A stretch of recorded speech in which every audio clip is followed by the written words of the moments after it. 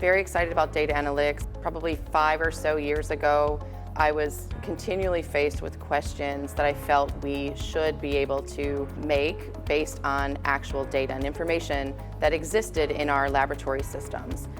I was having trouble accessing that information, and when I could get to it, there were sometimes limitations with what analyses I could do or how I could represent that data to make my case for something or to solve a problem. And so I learned about more advanced analytical methods such as the R programming language, and I really felt like this is exactly what I had been looking for. Labs have been getting better about digitizing and having better access to their data.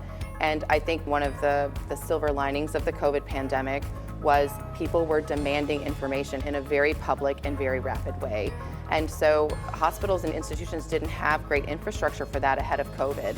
And so people got a real punch in the arm and were given the resources to do that stuff quickly. And now that the infrastructure is there, we can really use it to our advantage to help with our operational decision-making, quality decision-making, and even facilitating better transfer of information between our laboratory information systems and the medical record.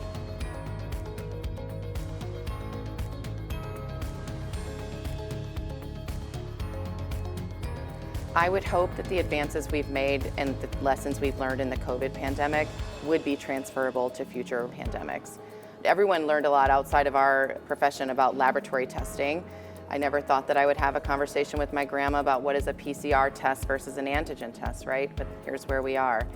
And then we all also learned a lot about the intricacies of supply chain.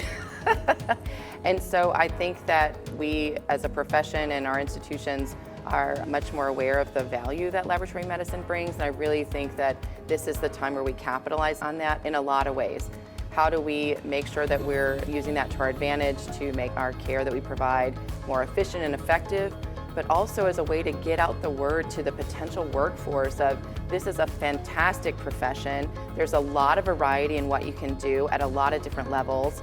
And I think that this is the time to keep up with that. And I would also say that we had a great presence in our leadership in the media. And so I think again about scientific communication and really rebuilding trust in science and in diagnostic medicine.